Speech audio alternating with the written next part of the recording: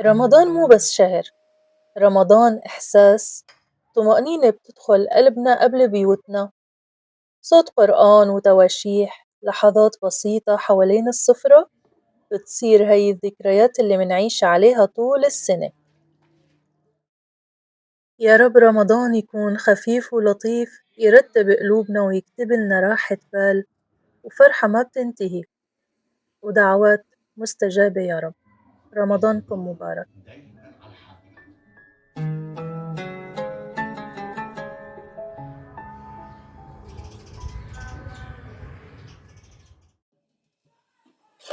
رمضان كريم على أحلى ناس. الله يجعل هالشهر مليان راحة وبركة عليكن وعلى بيوتكن. أول يوم رمضان وعندي عزومة كبيرة، حبيت شارككن أفكار رح تسهل عليكن وتحضيرات وتنظيفات عميقة بس كله بتنظيم وبذكاء، يعني عزومة مرتبة وبتشرف بدون أي تعب وبدون استنزاف. جمعتلكم بالفيديو أفكار كتير فبنصحكن إنه انتو تشاركوه مع رفقاتكن، وطبعا ما تنسوني من اللايك والشير إذا عجبكن المحتوى. أنا راما وهي قناتي، ويلا تعالوا لحتى ورجيكن أنا شو عملت خطوة بخطوة. وقبل ما نبلش خبروني بالكومنتات انتو مع التحضيرات الذكية والسريعة ولا بتحبوا تضغطوا حالكن بنفس اليوم بالعزومات. كتير بحب اسمع منكن.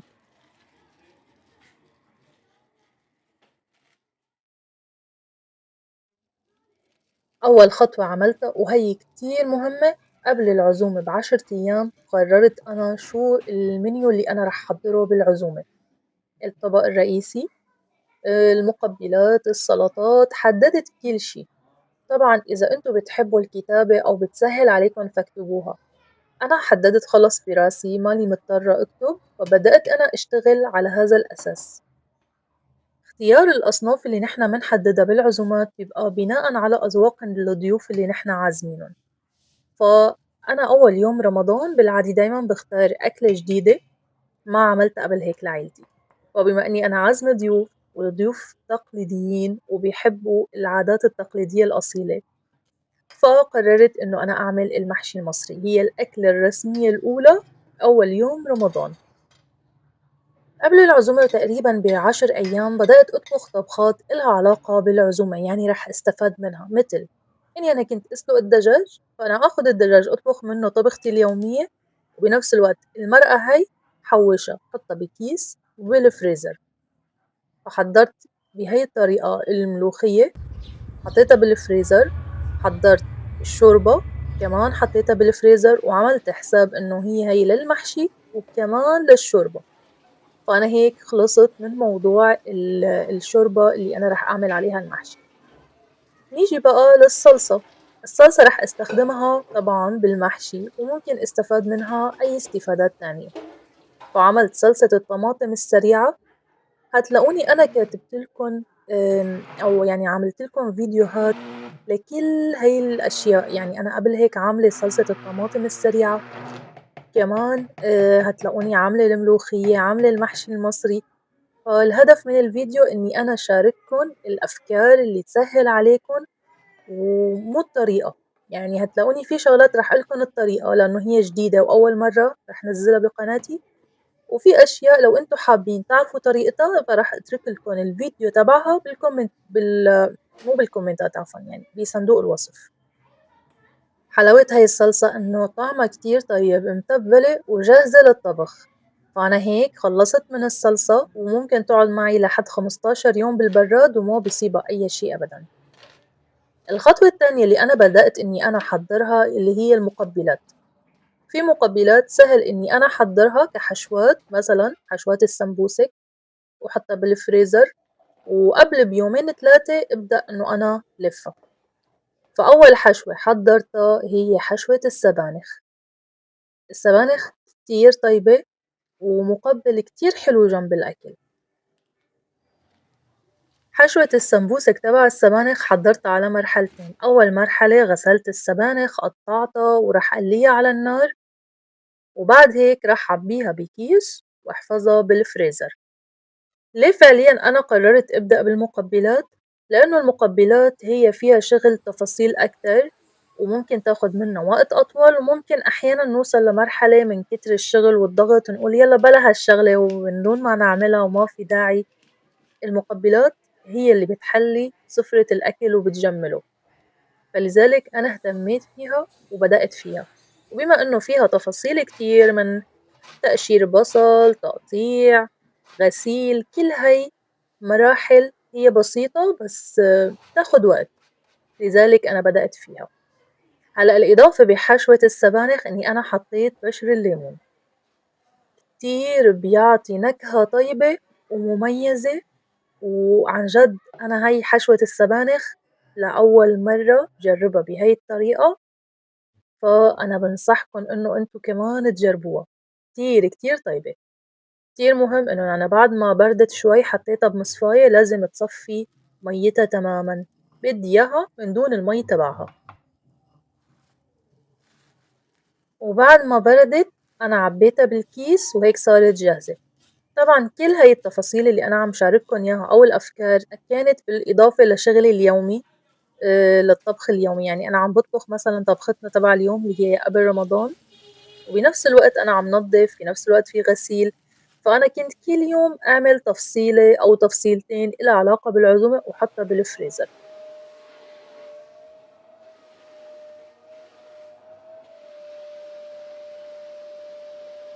طبعًا الصالون لازم يكون مهيأ لاستقبال الضيوف، وكمان يعني الاستقبال العادي لشهر رمضان، باحب أنا أول هيك يعني أسبوع أحس حالي إني أنا هادية ورايقة بالتنظيفات، فلازم أعمل تنظيفات عميقة جدًا. السجاد، غسلت الكفرات، غسلت الستاير، مسحت الشبابيك، يعني كلها تنفيض التراب، مسح الإضاءات، كل هاي التفاصيل اشتغلت عليها. بنتي طبعًا الله يخلّي لي إياها هيك طبعًا كانت واقفة جنبي من البداية، يعني في شغلات أنا طبعًا ما باصوّرها، يعني ما كتير إني أنا باحب أفتح بالكاميرا، بس هي كانت الجندي المجهول معي بهاي الرحلة، كنّا عم نشتغل كل شي مع بعض، كانت واقفة جنبي يدًا بيد. غسلت كل شي إله علاقة بالصالون، بالسفرة، لازم كل شي يكون جاهز، نفّضت تنفيض التراب، وما رح أقلكن طبعًا هي قبلها بيوم يومين كان في عنا عاصفة ترابية، بتعرفوا رياح الخماسين، فكمية أتربة رهيبة، رهيبة، فطبعًا كان عندي كل هاد لازم أنا أنجزه قبل ما أدخل بمرحلة اللي هو قبل بيومين خلص رح كون أنا متفرغة لتحضير الغدا نفسه تبع عزومة أول يوم، فخلّصت كل التنظيفات العميقة تبع الصالون، غسيل، مفارش، غسيل أي شيء له علاقة بالغسيل.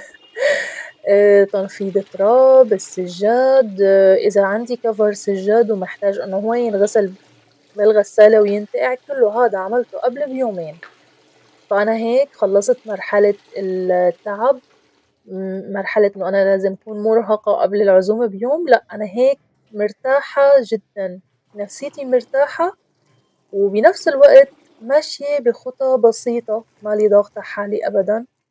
عن جد حسيت حالي إني أنا كتير كتير مرتاحة، التنظيم خطوة كتير مهمة بتريحنا، تخلّينا نستقبل أي شي صعب ونحن مرتاحين. طبعًا النجفات اللي عندي كلّياتها نفّضتها من التراب، وأنا قبلها بيوم كنت ماسحتها، يعني أنا قبل بيوم هيك مسكت فوطة رطبة وقعدت مسحتن كلُّن. بس برضه ضليتني متابعة، يعني التنظيفات الخفيفة هاي اللي هي تنفيض تراب وهيك، يعني كنت متابعتُن بعد التنظيفة العميقة اللي أنا عملتها.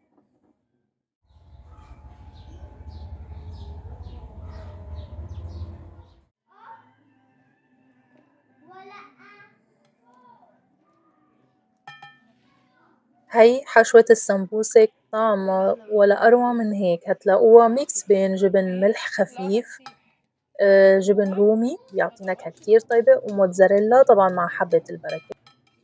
طعمها على فكرة كتير طيب. وكنّا قاعدين فاضيين بالسهرة، فقلنا نقعد نلف السمبوسك. صراحة أنا بلّشت بالأول وبعدين تركت بنتي تكمّل وأنا قمت أشتغل شي تاني. ابني الصغير طبعًا مبسوط جدًا إنه رمضان جاي، فطول الوقت ماسك الفانوس وقاعد بيشغّلوا أغاني رمضان. آآ أجواء عن جد كتير حلوة وذكريات ما في أحلى منّا. قلت تعملي غيرها. يعني لازم يبقوا كلهم ملزوقين. بس الطريقة التانية ما بتقفلش قوي.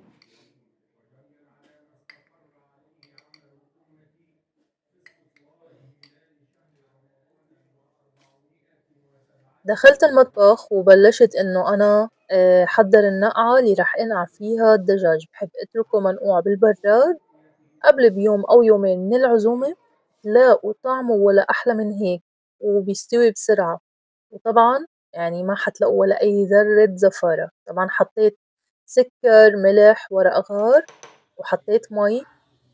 باحب ضيف الزنجبيل، إذا عندكن أخضر أو بودرة ما بتفرق، ونزلت فيه بالدجاج اللي أنا طبعًا منضّفته تنضيفة عميقة جدًا، وحطيت شرائح ليمون، شرائح بردقان. يعني هذا النقعة يعني من أحلى وأطيب النقعات اللي ممكن تنقعوه فيها، إذا عندكن كمان روزماري حطّوا، وحطيت كمان عيدان قرنفل، وبس هيك. هلأ الدجاج منضّف، السمبوسة الجبنة انعملت رح حطّها بالفريزر، والدجاج رح حطّه بالبرّاد. طلّعت حشوة السبانخ من الفريزر، رح ضيف له جبنة فيتا، ورح ضيف له كمان شبت. الشبت بيعطيها نكهة كتير كتير طيبة، وإذا عندكن كمان بصل أخضر ضيفوا له قطع بصل أخضر. كمان عندي موتزاريلا بالفريزر فطلّعتها وضفت عليهم ميكس ولا أطيب من هيك. طبعًا رشّة فلفل أسود، وفيكن كمان تحطّوا رشّة أوريجانو خفيفة يعني ما تكتروا. هاي حشوة السبانخ بالطريقة اليونانية، عن جد لازم تجربوها. غسلت الخضرة تبع المحشي وقطعتها متل ما شفتوا بهاي الطريقة، رح حطها بعلبة ممكن تقعد معي لحد أسبوع بالبراد، ما بيصير لها أي شي وتضل خضرا. وهي سمبوسك السبانخ رح حطها بالفريزر. المحاشي كلّياتها حشيتها قبل بيوم، وكانت كلّا بالبراد، بيتها بالبراد وهي محشية وجاهزة. ورق عنب، كوسة وفلفل، وكمان محشي كرنب. ونحن متعودين إنه نحن نعلّق زينة رمضان قبل رمضان بيوم، هيك بالليل بنعلّقه مشان نصبح الصبح يكون رمضان.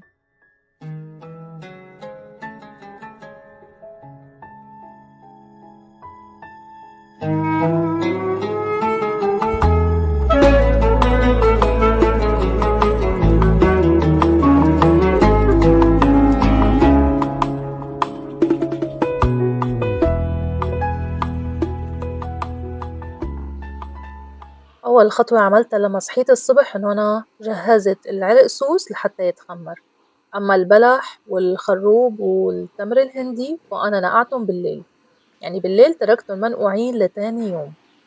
هيك العصائر بتبقى يعني محتاجة خطوة أخيرة بسيطة.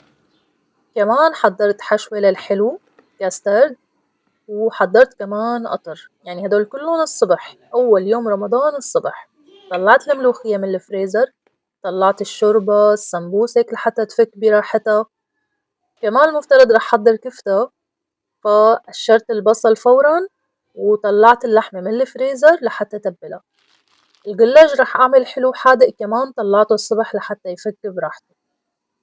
تذكير بسيط إلنا كلنا، رمضان مو سباق تنظيف ولا ضغط أعصاب، هو راحة ولمة وبركة ببيوتنا. إذا حبيتوا الفكرة واستفدتوا ما تنسوني من اللايك والشير. أشوفكن على خير. سلام.